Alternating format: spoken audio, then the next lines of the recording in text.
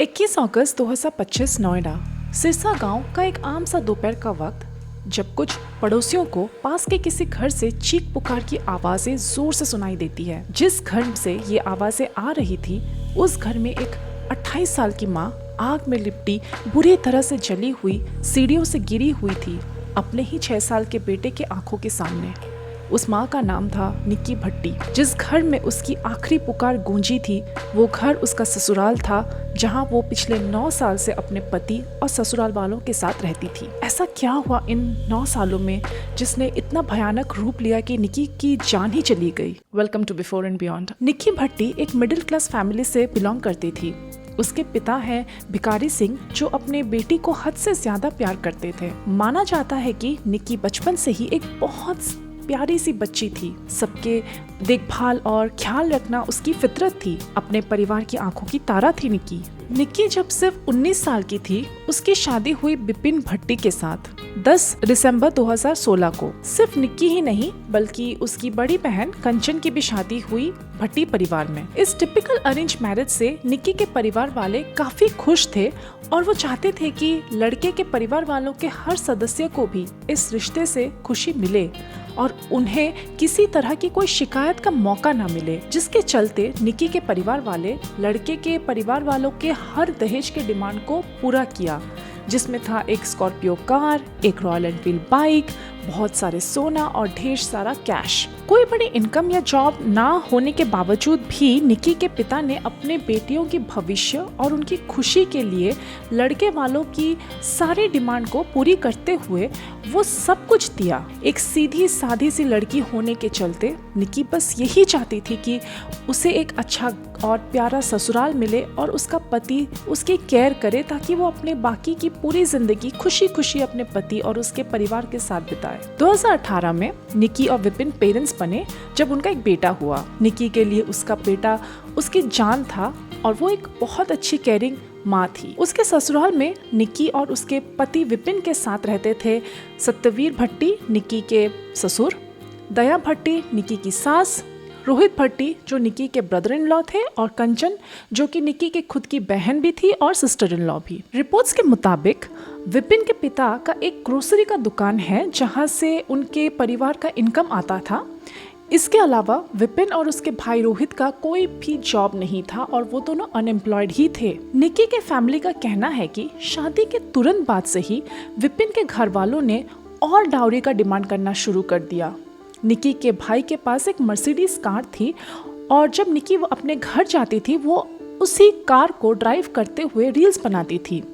तो उसके ससुराल वालों का डिमांड कभी कैश जो कि 33 से 36 लाख तक था, और तो कभी उसके पति को ब्रांड न्यू मर्सिडीज कार चाहिए था। कई बार निक्की के घर वालों को कॉल करके डाउरी भेजने को बोलते थे और घर पे निक्की और उसके बहन पर दबाव बनाते थे कि वो अपने परिवार से डाउरी लाए। पहले तो निक्की और उसके बहन पर मेंटल और इमोशनल प्रेशर दिया जाता था और फिर धीरे धीरे ये फिजिकल वायलेंस में कन्वर्ट हो गया, और ये टॉर्चर निक्की और उसकी बहन कम से कम 9 साल तक सहती रही। कहा जाता है कि निक्की और उसकी बहन अपने खुद का एक पार्लर चलाते थे अपने रोज के खर्चों के लिए और फाइनेंशियल इंडिपेंडेंस के लिए। उस पार्लर के बिजनेस के लिए उन्होंने इंस्टाग्राम पे एक पेज भी क्रिएट किया था, ताकि उन्हें कस्टमर्स मिले और उनका बिजनेस बढ़े।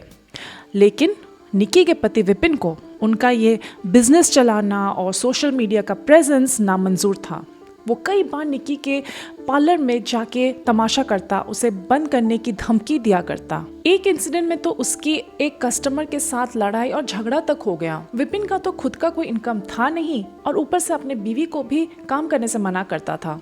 उसकी नज़र सिर्फ निक्की के परिवार से डाउरी लेना ही था। निक्की के बहन के मुताबिक विपिन और रोहित दोनों बस दिन भर दारू पीते, घर पर निकम्मों की तरह पड़े रहते और अनेक औरतों के साथ एक्स्ट्रा मैरिटल अफेयर रखते थे। इतना सब होने के बावजूद भी निक्की अपने शादी को बचाने और निभाने की कोशिश कर रही थी।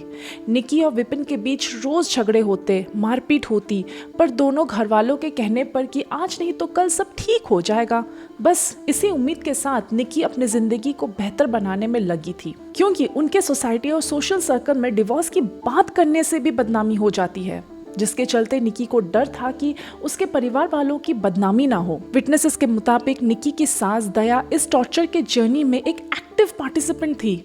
निकी को टॉन्ट मारना और उसे मेंटली हैरास करना जैसे उसकी आदत बन चुकी थी। ये माना जाता है कि अपेरेंटली 33 से 36 लाख का जो कैश डिमांड था पहले इसकी सास का ही आइडिया था।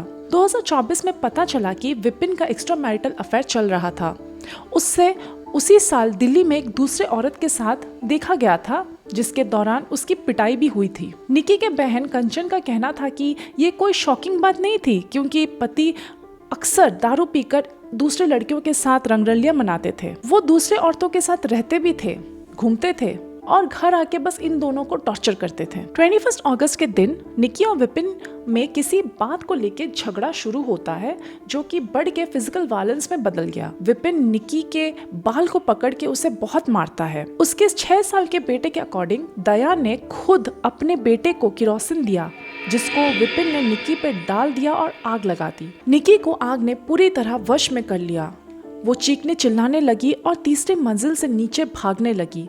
कंचन, जो कि 2nd फ्लोर पर थी, तुरंत भाग के नीचे आई और अपने बहन को आग में देखा तो कंबल लेके आई उसे बचाने। नेबर्स भी जब इतने जोर आवाज सुने तो वो भी भाग के घर के अंदर आए तो देखा कि निकी बिल्कुल जल चुकी थी। एम्बुलेंस को तुरंत बुलाया गया और निकी को पास के फोर्टिस हॉस्पिटल ले जाया गया। निकी 70% बर्न के साथ एडमिट हुई, पर फोर्टिस के डॉक्टर्स ने उसे दिल्ली के सफदरगंज हॉस्पिटल ले जाने को कहा, जहाँ जाते वक्त निकी ने रास्ते में ही दम तोड़ दिया। उसके दूसरे दिन एफआईआर उसकी बहन कंचन ने दर्ज करवाई, जिसमें एक साजिशाना हमले का वर्णन था। विपिन की मां ने उसे किरोसिन यानी फ्लेमेबल लिक्विड दिया, जिससे उसने निकी पर डाला और फिर लाइटर से आग लगा दी, जबकि उसका भाई रोहित और पिता सतवीर ने कंचन को रोका और उस पर हमला किया जब उसने बीच में हस्तक्षेप करने की कोशिश की। एफआईआर के बाद निकी के ससुर सतवीर और ब्रदर इन लॉ रोहित को अरेस्ट किया गया। जब पुलिस विपिन को अरेस्ट करने घर गए तो विपिन ने एक इंस्पेक्टर के गन को चुरा के वहां से भागने की कोशिश की।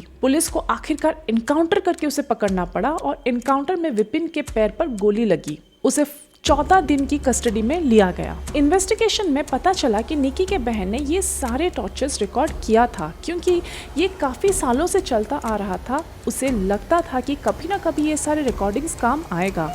और सबसे बड़ी बात, नेबर्स ने खुद निकी को जलते हुए देखा था। कुछ वीडियो फुटेज भी सामने आए जिसमें निकी पर हो रहे फिजिकल वायलेंस को दिखाया गया है। इस अफरा तफरी के बाद सबसे महत्वपूर्ण और दिल तोड़ने वाली गवाह निकी के 6 साल के बेटे से आई, जो इस केस में एक की विटनेस बन चुका है, जिसने पूरे घटना अपनी आंखों से देखी। पुलिस को दिए अपने सरल और चुभने वाले बयान में उसने कहा, मम्मा के ऊपर गाली कुछ डाला, फिर मम्मा को चाटा मारा, फिर लाइटर से आग लगा दी। ये बच्चे का बयान अब सबसे सीधी गवाहों में से एक बन गया है। वो उलझे हुए दबावों के बीच भी सच्चाई को साफ दिखाता है। हालांकि इस केस में कुछ नए एविडेंस और बातें सामने आए हैं जिसने केस की इन्वेस्टिगेशन को उलझा दिया है और पुलिस ये साफ नहीं कर पाई है कि निकी की मौत का सच क्या है। बेशक निकी का पति, निकी के सास ससुर और जेठ जेल पहुंच चुके हैं, लेकिन इस बात का खुलासा अब तक पुलिस नहीं कर पाई है कि निकी की मौत जलने से हुई या फिर सिलेंडर ब्लास्ट से। एक ऐसे ही उलझा देने वाला बात है निकी का मोबाइल फोन, जो हैरत अंगेज तौर पर आज तक गायब है। सवाल यह है कि आखिर उस फोन में वो कौन सा राज था जिसकी वजह से किसी ने मोबाइल गायब ही कर दिया। नोएडा पुलिस अब तक निकी का मोबाइल फोन नहीं ढूंढ पाई है। असल में निकी केस में एक साथ कई ऐसे बयान और तस्वीरें सामने आई हैं कि खुद शुरुआत में पुलिस भी उलझ गई थी, लेकिन फिर अचानक तस्वीरों ने कुछ और ही कहानी दिखाई। क्या तस्वीरें भी झूठ बोलती हैं या तस्वीरों के जरिए भी सामने वाले को वही दिखाया जाता है जो वो देखना चाहता है? ये सवाल इसलिए है क्योंकि ग्रेटर नोएडा से सामने आई 2 तस्वीरों ने सबको परेशान कर दिया है। उन्हीं 2 तस्वीरों के असल हकीकत और उसकी पीछे की कहानी अब खुद सवालों में घिरे हुए हैं। सबसे पहली तस्वीर 21 अगस्त की शाम की बताई गई है। कहा गया कि ये तस्वीर निकी को जलाने से तुरंत पहले की है। उस तस्वीर में निकी को उसके पति विपिन और सास दया पीटते हुए नजर आ रहे हैं। विपिन के पीठ के नीचे के हिस्से पर जख्म का निशान भी दिख रहा है। दूसरी तस्वीर में निकी आग की लपटों में घिरी सीढ़ियों से नीचे उतर रही है। इन दोनों तस्वीरों के सामने आने की बात इन्हीं तस्वीरों की जुबानी या बताया जा गया है कि 21 अगस्त की शाम निकी को पहले ससुराल वालों ने पीटा, फिर उसे जिंदा जला दिया। निकी की बहन कंचन ने खुद को इस हादसे का चश्मदीद बताते हुए इसकी पूरी कहानी भी सुनाई थी, वो भी कैमरा पर। इतना ही नहीं, कंचन ने निकी के बेटे के जरिए ये भी बताया था कि निकी को आग लगाने के लिए लाइटर खुद विपिन ने जलाया था। घर वालों और चश्मदीदों के बयान के मुताबिक निकी 21 अगस्त की शाम 5:45 बजे जली या जलाई गई थी। इसके करीब आधे घंटे बाद शाम 6 बजे निकी ग्रेटर नोएडा के फोर्टिस अस्पताल में पहुंचाई गई। जिस गाड़ी में निकी को घर से फोर्टिस तक ले जाया गया, उसमें निकी के अलावा उसके सास दया, ससुर सतवीर और एक पड़ोसी देवेंद्र मौजूद थे। देवेंद्र ही गाड़ी चला रहे थे। अस्पताल पहुंचने के बाद जिस पहले डॉक्टर और नर्स ने निकी को देखा, उस वक्त तक निकी होश में थी और बात कर रही थी। निकी ने उन्हीं डॉक्टर और नर्स को पूछने पर बताया कि घर में सिलेंडर फटने की वजह से वो झुलस गई। फोर्टिस अस्पताल में दर्ज MLC यानी मेडिको लीगल केस डायरी में लिखा है कि शाम 6 बजे निकी को लाया गया। उसमें लिखा है कि सिलेंडर फटने से पेशेंट जल गई। पुलिस ने डॉक्टर और नर्स दोनों के बयान दर्ज कर लिया, लेकिन जब पुलिस निकी के घर पहुंची तो सिलेंडर ब्लास्ट का कोई सबूत ही नहीं मिला। ना धमाका हुआ, ना सिलेंडर फटा, ना घर का हिस्सा खराब हुआ, यानी सिलेंडर थ्योरी सही नहीं है। पुलिस ये जांच रही है कि क्या निकी ने सच में सिलेंडर वाले बयान दिया था या उसे दबाव में दिलवाया गया था। FIR के मुताबिक निकी की हालत खराब होने की वजह से उसे रात को सफदरगंज हॉस्पिटल भेजने की सलाह दी गई, लेकिन रास्ते में ही निकी को मौत हो गई। उसके बाद निकी की लाश उसके मायके नहीं ले जाई गई, बल्कि उसके ससुराल ही लाई गई। अगले दिन सुबह यानी 22 अगस्त को निकी का अंतिम संस्कार कर दिया गया। इस अंतिम संस्कार में दोनों परिवार शामिल थे। निकी के ससुर सतवीर ने भी चिता को आग दी, लेकिन अंतिम संस्कार के बाद सिर्फ 3 घंटे में ही कहानी बदल गई।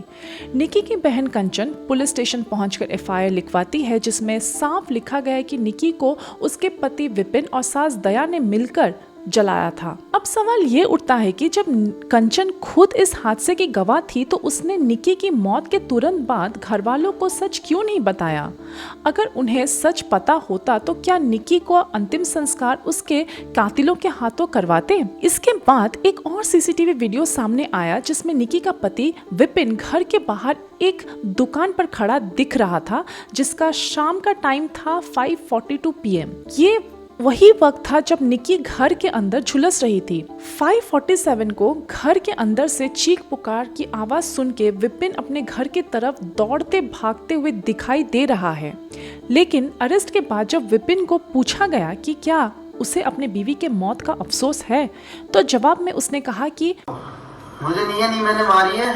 हाँ, ना मैंने कुछ किया है, अपने आप मरी है। हाँ, अच्छा। और आप पहले भी मारपीट करते थे उससे? मियाँ बीवी में हर जगह लड़ाई होती रहती। पहले तस्वीर में जिसमें निकी को पिटाई होती हुई दिखाई गई है, असल में 6 महीने पुरानी थी, फरवरी की।